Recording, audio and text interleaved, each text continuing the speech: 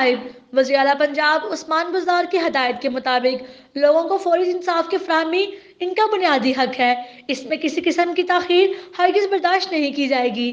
تمام متعلقہ اداروں کو اپنا کردار بھرپور انداز میں ادا کرنا ہوگا تاکہ عوام کو زیادہ سے زیادہ ریلیف مل سکے۔